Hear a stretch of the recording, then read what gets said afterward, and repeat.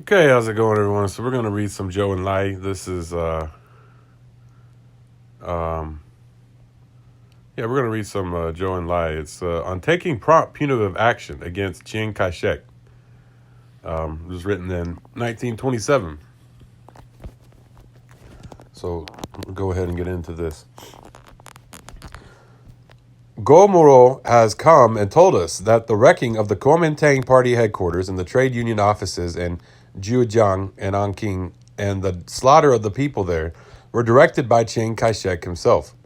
There have been almost 400 casualties in the recent mass killings and individual arrests and executions of communists in Ningbo, Hangzhou, Nanjing, and Shanghai.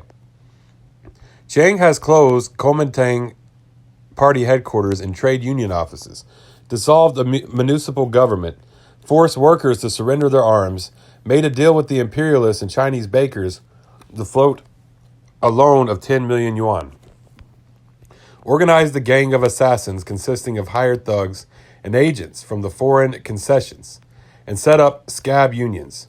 He is oppressing the workers, wooing the bourgeoisie, and consolidating his political power and getting control of sources of revenue in order to be able to undermine the allegiance of impoverished left-leaning troops. If despite all his acts of betrayal, we continue to be indecisive, seeking to relax the tension by postponing struggle, Chiang will consolidate his regime in southeastern China and form even closer ties with the imperialists. Massacres have begun in Guangdong. Chiang is receiving 15 million yuan from Guangdong and Shanghai regularly every month. He has expelled Zhou, Yang Zhang, and other left-leaning officers and discharged or arrested all political personnel, thus causing increasing anxiety among left-leaning troops. Even if the Wuhan government continues the northern expedition and succeeds in capturing Beijing and Tianjin, Chiang will have consolidated his regime, and many will follow his example.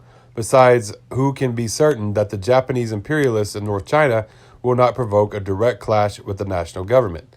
On the other hand, if the government is resolute in taking punitive action and quickly directs its troops to march on Nanjing, then the 2nd Division of the 3rd Army in annexing can pin down the 7th Army in Wuhu on the southern bank of the Changjiang River, and parts of the 2nd and 6th Army, which are reported to have already withdrawn into Anhui, may be used for flank attacks. The 7th Army has no more than 10,000 men. Chen Taowan has only 4 regiments, which are still at the front and cannot easily be recalled. If Wuhu fell, Nanjing would tremble. Only 5 divisions are at the direct disposal of Chiang Kai-shek. And since the dismissal of Sui and Yan, the 1st and 21st Divisions have lost most of their combat effectiveness and are now stationed in Xinjiang and Suzhou. Demoralized by repeated defeats, the 2nd Division is now in Kunshan. Only the 3rd and 14th Divisions remain in Nanjing. How would they be able to resist a force cast against them? Half the 40th Army has crossed the Changjiang River, and it is by no means certain that all remaining troops will help Chiang. The 17th Army was seriously defeated at Yangzhou while sacrificing itself for Chiang. The 17th and 26th Armies both desire to oppose Chiang. When Nanjing falls, Suzhou and Shanghai may be captured without fighting. Therefore, in view of the overall situation, there should be no further political relaxation or compromise.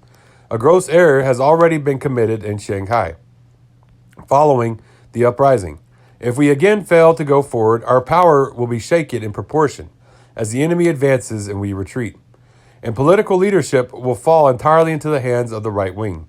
That will not only dishearten the left wing, it will also inevitably lead to the total failure of the revolution. Moreover, there must be a plan for the military work in the southeast, designations for the army unions, persons to take charge, and arrangements for confidential communications, so that the left-wing officers will have confidence in the central government. Please discuss these matters fully with comrades of the left wing and give us a reply. Okay, so that is Zhou Enlai on taking prompt punitive action against Chiang Kai-shek. Okay, well, thank y'all for for tuning in. This is Marxist. You can follow me on Facebook, YouTube, TikTok, Twitter, Tumblr, and Medium. And y'all can follow me there. Also, I have a Telegram page, Marxist_Saw. Y'all want to follow me there. Y'all have a great day, and Dolada Goi.